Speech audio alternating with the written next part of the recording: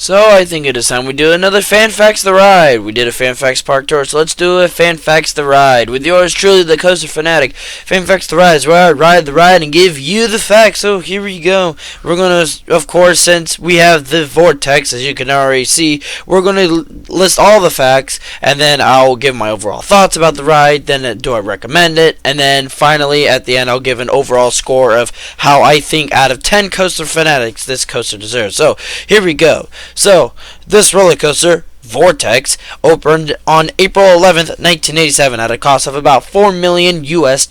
Now, when this opened, it was pretty cheap because it was made in the 80s, so that's understandable. Of course, the manufacturer's aerodynamics is a custom looping roller coaster.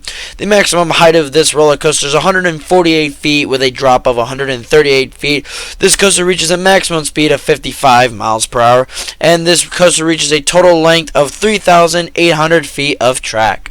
There are a total of 6 inversions on this ride. That is 2 consecutive vertical loops, then 2 consecutive corkscrews, then a batwing element, which is basically a sidewinder and a dive loop combined. Alright, so moving on, we have the duration, which is 2 minutes and 30 seconds. That's from the time you leave the station to the time you hit the brake run. The maximum vertical angle on this ride is 55 degrees, and of course that is when you go into the first drop. The maximum capacity of this ride is 1,600 riders per hour, which means they have about 3 trains, and each of the 3 trains are equipped with 7 cars. Riders are arranged 2 across in 2 rows for a total of 28 riders per train. The maximum G-forces on this ride is 3.9 Gs. And if you were wondering how tall must you be, the height restriction on this ride is 48 inches. So we are overall right now done with the overall facts about this ride, and now we move on to my overall opinion. My overall opinion, I hate it. That's just straight up. I hate this ride.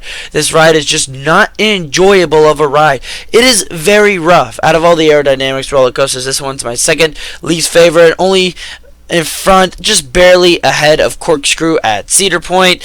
This one was just a huge, it wasn't much of a headbanger because the restraints on aerodynamics roller coasters are not really huge enough or bulky to actually make your head hit it, but you might get a nice graze on the chin. But other than that, it's just very rough. When I got off the ride, I could not feel my left arm, and I had hit my funny bone on my right arm. I was the only one in my row. I didn't have a second person riding with me. I was just a single rider, so I guess it kind of ruined the experience. I just got a lot of bruises off that ride.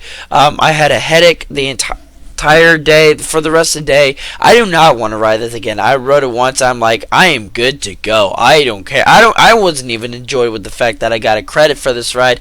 It's okay, and what made it fun was the drop. But what really made the ride suck was before you go into the turn that takes you into the 2 consecutive vertical loops, it kind of goes into a straight section, like it curves, evens out, and then goes. That's when I lost my left arm, and I'm like, nope, I'm done. And of course, aerodynamics is really good with corkscrews. So, do I recommend riding this ride? I think you can already know my answer. I don't recommend riding this ride. I don't even think you can ride once and ride again.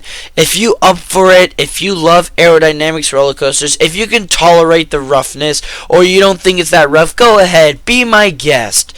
But in my opinion, I don't think it's recommend riding. It doesn't even get long lines anymore. I went to Kings Island and it was empty. It was like nobody was there. It's like the Corkscrew at Cedar Point. Nobody rides it, so even the general public knows that this ride isn't really too good, unless I just went on a day when nobody wanted to ride the Vortex, because if it gets long lines, that's surprising. I would not wait a long line for this ride. Even a night ride's not good. I didn't even get a night ride, but if it's that bad in the daylight, what good would it be a difference at night? So what is my score out of 10 Coaster Fanatics for this roller coaster? Well, you can already tell I hate it, but a 1 would basically be a kid's family. I'm giving it a 2, just barely a 2, maybe a 1. It is in between the 1, 2 out of 10 Coaster Fanatics. I do not like this ride. I recommend you just skip it. It's not worth the credit. I mean, if you think it's worth getting bruised up all over the place, go ahead, be my guest. But like I said, I'm not a big fan of this ride. Although I do love the drop, I will give it credits for the drop, and at least there's I guess some intensity in there, especially on the corkscrews.